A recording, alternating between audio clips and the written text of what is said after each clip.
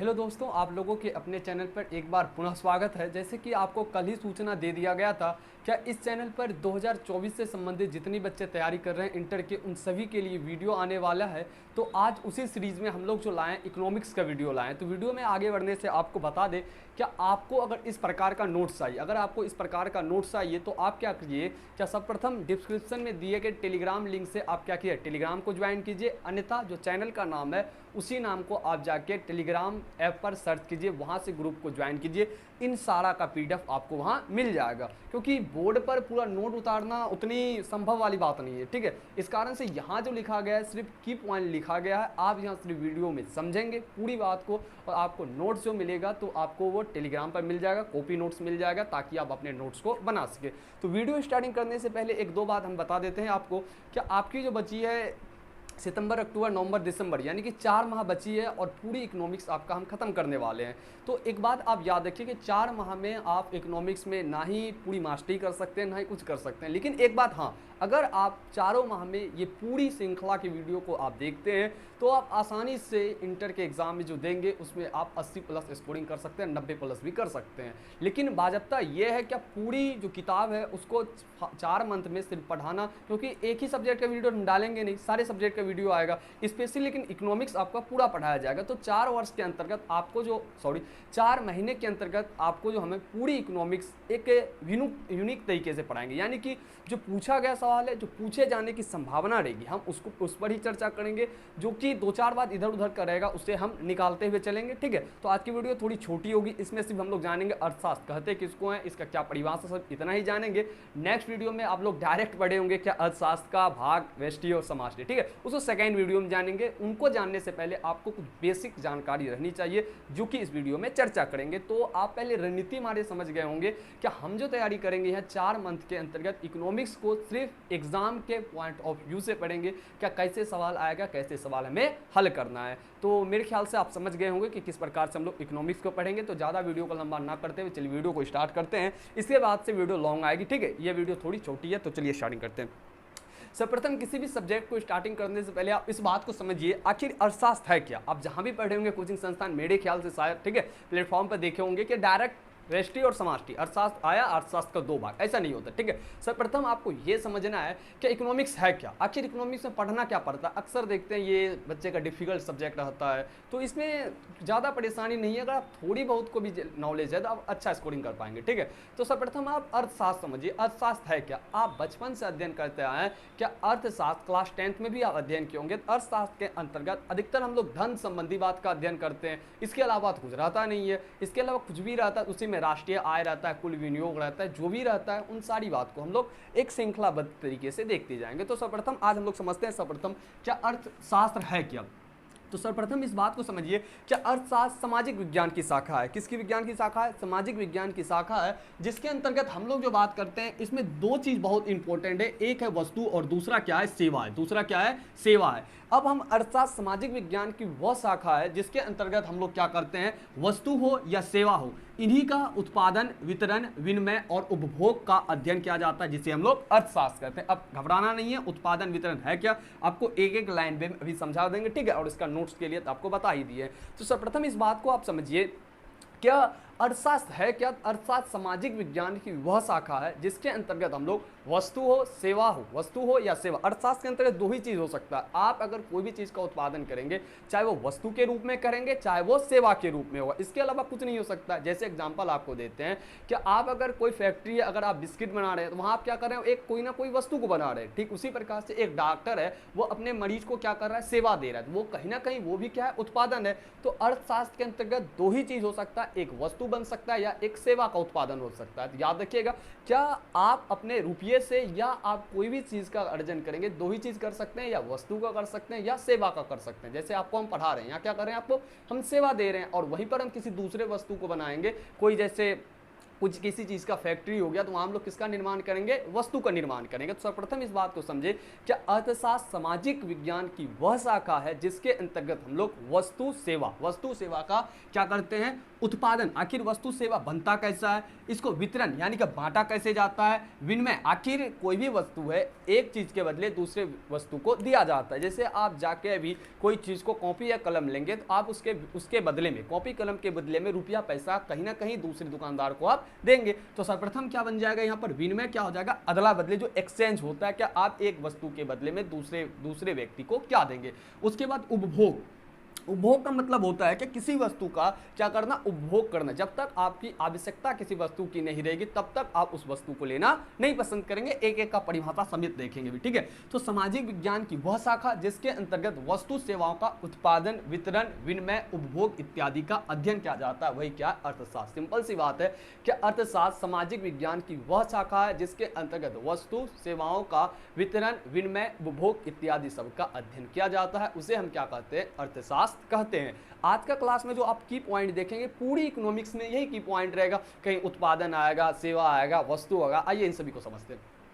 उसके नेक्स्ट कहता है अर्थशास्त्र शब्द संस्कृत शब्द अर्थ यानी क्या, धन। अब देखिए दो ही बात है, क्या अर्थशास्त्र क्या है, संस्कृत शब्द की, किस शब्द के, संस्कृत शब्द के अर्थ का मतलब क्या होता है, धन, तथा शास्त्र की संधि से बना है। किससे बना है, अर्थशास्त्र संस्कृत शब्द की धन, अर्थ अर्थात धन, और शास्त्र की संधि से बना है जिसका शाब्दिक अर्थ होता है धन का विज्ञान। अब क्लियर है कि अर्थशास्त्र का मतलब ही क्या होता है, धन का विज्ञान। अर्थशास्त्र का मतलब ही क्या होता है, धन का विज्ञान होता है। यानी कि अर्थशास्त्र संस्कृत शब्द के अर्थ यानी कि धन और शास्त्र की संधि से बना है जिसका शाब्दिक अर्थ ही होता है धन का अध्ययन। तो सिंपल सी बात है, अर्थशास्त्र के अंतर्गत हम लोग क्या किसका अध्ययन करेंगे, धन का अध्ययन करेंगे। परिभाषा क्या हो गया, अर्थशास्त्र सामाजिक विज्ञान की वह शाखा है जिसके अंतर्गत वस्तु और सेवाओं का वितरण, विनिमय, उपभोग इत्यादि सबका अध्ययन किया जाता है। अब बात आता है एक एक पॉइंट पर बात करें, वस्तु क्या। अब देखिए वस्तु क्या होता है, वस्तु निर्जीव पदार्थ होता है। वस्तु कोई भी निर्जीव पदार्थ होता है जिसके बदले में हम लोग अगर किसी वस्तु को लेते हैं तो उसके बदले हम लोग मौद्रिक या किसी न किसी रूप में उसे कोई ना कोई चीज देते हैं। जैसे मान लेते हैं अगर हम लोग अलमारी ले रहे हैं तो अलमारी आप वस्तु ले रहे हैं तो उसके बदले में आप दुकानदार को रुपया पैसा या कुछ ना कुछ देंगे। तो वस्तु एक निर्जीव पदार्थ का समूह होता है जो किसी प्रकार का हो सकता है। तो वस्तु एक सिंपल सी चीज है जिसे आप आसानी से समझ सकते हैं, जिसे प्राप्त करने के लिए हम लोग क्या करते हैं, कोई ना कोई रुपया पैसा या सेवा का हम लोग उनको देते हैं, ठीक है। उसके बाद आता है सेवा। अब सेवा ये समझने में बहुत ही दिक्कत होता है, बच्चों को ध्यान से समझिए, ये है सर्विस, इंग्लिश में इसको बोलते हैं सर्विस। अब ध्यान से देखिए सेवा है क्या। अब सेवा क्या है, सेवा एक गतिविधि है। सेवा क्या है, एक गतिविधि या लाभ है जिसमें एक व्यक्ति दूसरे व्यक्ति को देता है। ध्यान देखिए, सेवा क्या है, एक गतिविधि है जिसमें एक व्यक्ति दूसरे व्यक्ति को देता है। सेवा क्या है, एक प्रकार का गतिविधि है जिसमें एक व्यक्ति दूसरे व्यक्ति को हत्या देता है। जैसे हम सेवा में आपको क्या दे रहे हैं, आपका हम सेवा दे रहे हैं। जैसे हम हैं, आपको हम क्या दे रहे हैं, सेवा दे रहे हैं। आप आसानी से क्या कर रहे हैं, पढ़ रहे हैं। जैसे एग्जाम्पल, और डॉक्टर अपने मरीजों को सेवा देता है। इसमें कोई आपको मूर्त वस्तु नहीं दिखेगा। सेवा के अंतर्गत जो है, जिस प्रकार से वस्तु में अलमीरा लिए या कॉपी लिए या कलम लिए या कोई भी सामान लिए तो उसमें वस्तु दिखेगा, लेकिन सेवा में आपको दिखने वाला नहीं है। जैसे आपको हम पढ़ा रहे हैं, क्या दिख रहा है, पढ़ाना जो आपका ज्ञान बढ़ रहा है, क्या वो दिखता है, ज्ञान बढ़ रहा है, नहीं दिख रहा है ना। सिर्फ आदमी दिख रहा है, हम बोल रहे हैं, आप उसको सुन रहे हैं, लेकिन आपकी ज्ञान तो बढ़ रही है। तो आपको यहाँ क्या मिल रहा है, सेवा बढ़ रहा है। जैसे कोई डॉक्टर है, कोई इलाज कर रहा है, ठीक है, मरीज को सुई लगा रहा है, तो सुई लगाते हुए देख रहा है लेकिन ठीक हो रहा है, उसकी स्थिति में सुधार हो रहा है, क्या वो दिख रहा है, नहीं दिख रहा है। तो इसे क्या बोले हम लोग, सेवा बोलेंगे। यानी कि एक व्यक्ति दूसरे व्यक्ति को यहाँ पर सेवा देगा। ये एक ऐसा गतिविधि है जो एक व्यक्ति दूसरे व्यक्ति को देता है, जिसके बदले वो रुपया पैसा जो भी चीज होता है उसके बदले वो क्या करता है, प्राप्त करता है, चाहे वस्तु हो चाहे सेवा हो। अर्थशास्त्र के अंतर्गत दो ही चीज आपको जानना है, एक वस्तु है, एक सेवा, उसके अलावा कुछ नहीं है। अर्थशास्त्र में है क्या, एक वस्तु का निर्माण कर सकते हैं या दूसरा किसका निर्माण कर सकते हैं, आप सेवा का निर्माण कर सकते हैं। इसके अलावा कुछ नहीं कर सकते हैं। जैसे आप भी एक प्रकार का सेवा ही देंगे। आप अभी पढ़ रहे हैं, आप पर माता जी पिताजी अभी निवेश कर रहे हैं, उनके बाद आपको सरकारी नौकरी लगेगी या कोई भी क्षेत्र में आप जाएंगे या आप उद्योग खोलेंगे तो वहां आप वस्तु बनाएंगे, या नहीं तो आपको सरकारी नौकरी लगेगी तो आप क्या करेंगे, दूसरे व्यक्ति को सेवा देंगे। तो सेवा क्या होगा, एक गतिविधि है जिसमें एक व्यक्ति दूसरे व्यक्ति को देता है। ये हो गया आपका सेवा। इन सभी का आपका जो नोट्स है वो आसानी से आपको बता दिया, कहाँ मिला वो ले लीजिएगा, ठीक है। अब आता है वितरण। वितरण का अर्थ होता है बांटना। वितरण का अर्थ क्या होता है, बांटना। अब अर्थशास्त्र में ये भी अध्ययन किया जाता है कि कोई भी वस्तु बने आखिर इसको बांटा कैसे जाए। जैसे मेरे पास सेवा था, आपको वितरण करने के हम यूट्यूब के माध्यम से आए, ठीक उसी प्रकार से कोई भी अगर वस्तु है तो आखिर उसको वितरण कैसे किया जाए, इनका भी अर्थशास्त्र में अध्ययन किया जाता है। विनिमय, विनिमय का अर्थ क्या होता है, एक लाइन में बोले अदला बदली। अदला बदली का मतलब होता है अगर आप कोई वस्तु लेंगे तो आप उसके बदले में क्या देंगे। अगर आप जाके अलमीरा ले रहे हैं या टेबल ले रहे हैं या कुछ भी ले रहे हैं, कोई भी वस्तु ले रहे हैं, तो आखिर उसके बदले में आपको कुछ ना कुछ तो देना पड़ेगा। जैसे प्राचीन समय में आप लोग पढ़े होंगे बार्टर सिस्टम पढ़े होंगे, यानी वस्तु विनिमय प्रणाली, तो उसमें भी क्या किया जाता था, विनिमय किया जाता, एक वस्तु के बदले दूसरे वस्तु को प्राप्त किया जाता था। तो आज भी वही नियम है कि आप जाके दुकान में कोई सामान लेते हैं, उसके बदले दुकानदार को आप कुछ ना कुछ देते हैं, जिससे हम लोग क्या कहते हैं, विनिमय कहते हैं। यानी क्या, अदला। विनिमय का अर्थ क्या हो गया, अदला बदली, एक वस्तु के बदले आप दूसरे वस्तु को क्या दे रहे हैं। उसके बाद अंतिम पॉइंट आता है उपभोग। अंतिम पॉइंट उपभोग। उपभोग ध्यान से समझिए,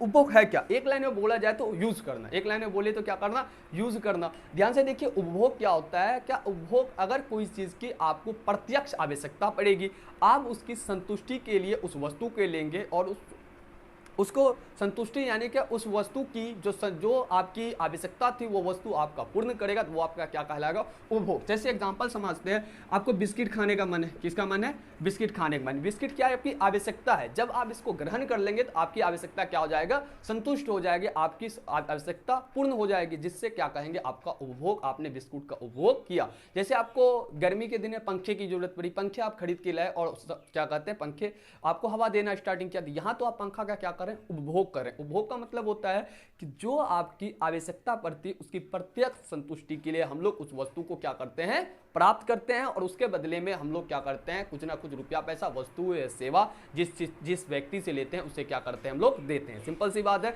क्या उपभोग है क्या, जो हम लोगों की प्रत्यक्ष आवश्यकता पड़ती है उसकी संतुष्टि के लिए हम लोग क्या करते हैं, किसी ना किसी वस्तु को लेते हैं जो भी हम लोगों की आवश्यकता होती है, और उसके बदले में हम लोग मौद्रिक रूप या किसी भी रूप में उसे क्या करते हैं, उसका जो मूल्य होता है उसकी कीमत को अदा करते हैं। तो बात समझ गए, उपभोग क्या, उपभोग हमारी आवश्यकता की वस्तु होती है जिसकी प्रत्यक्ष संतुष्टि के लिए हम लोग वस्तु को लेते हैं। ठीक है, अब ध्यान से देखिए, यहाँ पर जो समझने वाली बात है, क्या इससे आपका एक नंबर फिक्स हो जाएगा, और इसको आप ध्यानपूर्वक याद रख लीजिएगा। क्या अर्थशास्त्र का परिभाषा, अब देखिए परिभाषा एक बता दें, कभी भी किसी भी अर्थशास्त्री का पार्टिकुलर पूछेगा नहीं, तो आप सिर्फ इतना याद रखिएगा, ऑब्जेक्टिव में सवाल कई बार पूछा है और सवाल बनने की भी संभावना है। क्या कौन से अर्थशास्त्री द्वारा कौन सा परिभाषा दिया गया, जैसे धन संबंधी परिभाषा जो आपका दिया गया वो एडम स्मिथ के द्वारा दिया गया, वार्कर और सीनियर के द्वारा दिया गया। याद रखिएगा, क्या अर्थशास्त्र का परिभाषा बहुत विधि से दिया जाता है, जैसे कि धन संबंधी दिया जाता है, कल्याणवादी, दुर्लभता, विकास केंद्रित अर्थ क्या कहते हैं परिभाषा। बहुत से अर्थशास्त्री अपना अपना परिभाषा दिए, किसी ने विकास संबंधी दिया तो किसी ने धन संबंधी दिया। इसी प्रकार से बहुत सारे अर्थशास्त्री आए और बहुत से अर्थशास्त्री क्या दिए, परिभाषा दिए।